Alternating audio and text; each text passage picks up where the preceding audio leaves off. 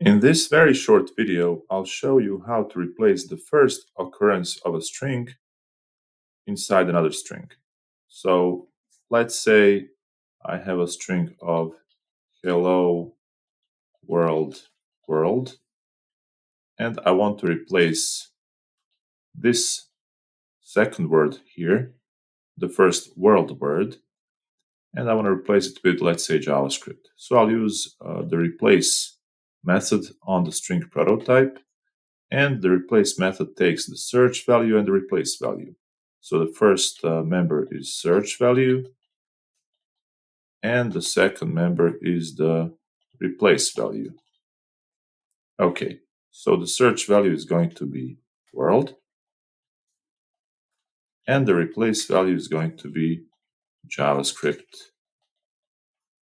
And since I'm using the Quokka extension, I also have to use console log to have this output to the console.